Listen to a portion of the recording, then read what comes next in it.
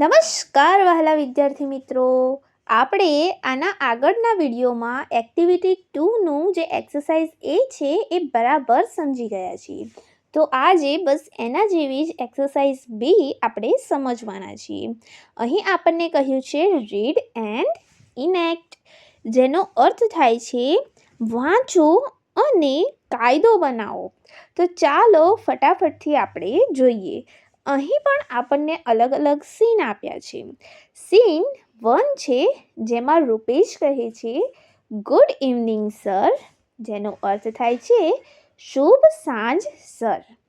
હવે મિસ્ટર પારીખ જેમના ઘરે એ આવ્યો છે એ કહે છે oh Rupesh, good evening, what's the matter. એટલે કે ઓહ રૂપેશ, શુભ સાંજ, શું વાત છે? ત્યારે રૂપેશ કહે છે sir, will you please give me some tea leaves. એટલે કે સર, તમે મને થોડી ચા પત્તી આપશો, એવું રૂપેશ કહે છે. ત્યારે મિસ્ટર પરીખ કહે છે ઓફકોર્સ, હિયર ધેર આર. એટલે કે અલબત્ત, ઓફકોર્સનો અર્થ થાય છે જરૂરથી, અલબત્ત. તો અહીં કહે છે કે અલબત્ત તેઓ અહીં છે. પછી રૂપેશ કહે છે થેન્ક યુ સર, આભાર સર. હવે અહીં આ સીન 1 પૂર્ણ થાય છે જ્યાં રૂપેશ ચા પત્તી લઈને જાય છે. હવે સીન 2 આવે છે જેની અંદર મિસ્ટર પરીખના ઘરે મિતેશ આવે છે. તો મિસ્ટર પરીખ કહે છે oh Mitesh, please come, what happened.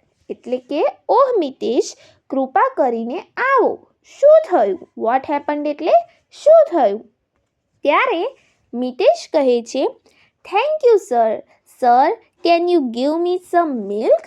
એટલે મિતેશ કહે છે આભાર સર, સર તમે મને થોડું દૂધ આપી શકશો? ત્યારે મિસ્ટર પારીખ કહે છે લેટ મી સી. એટલે કે મને જોવા દો. I have a little milk. એટલે કે મારી પાસે થોડું દૂધ છે. લિટલ એટલે અહીં થોડું થશે, થોડું દૂધ છે. But I will give you half a cup of milk. એટલે કે પણ હું તને અડધો કપ દૂધ આપીશ. એમની પાસે થોડું દૂધ છે, એમાંથી એ અડધો કપ દૂધ કોને આપશે? મિતેશને.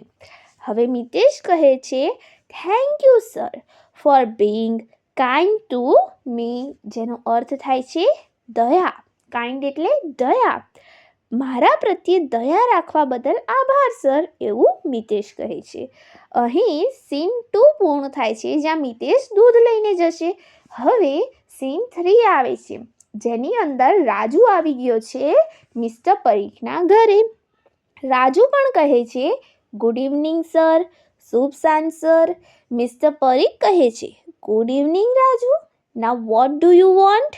એટલે કે શુભ સાંજ રાજુ, હવે તારે શું જોઈએ છે? વોટ ડુ યુ વોન્ટ કે હવે તારે શું જોઈએ છે, એવું મિસ્ટર પરીખ કહે છે.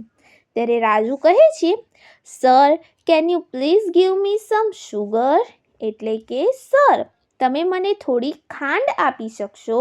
ત્યારે મિસ્ટર પરીખ કહે છે કે વેલ યસ, હિયર ઇટ ઇઝ. એટલે કે હા, અહીં તે છે.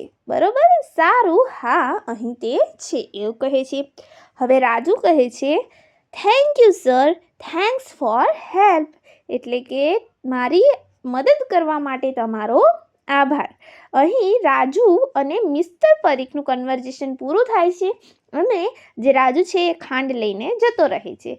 હવે આવે છે સીન 4 જેમાં મિસ્ટર પરીખના ઘરે દર્શીલ આવે છે. Mister Parikh oh, so now it's your turn. જેનો અર્થ થાય છે કે ઓહ, તો હવે તમારો વારો છે. Now it's your turn, turn એટલે વારો. તો what do you want now. એટલે કે હવે તમારે શું જોઈએ છે?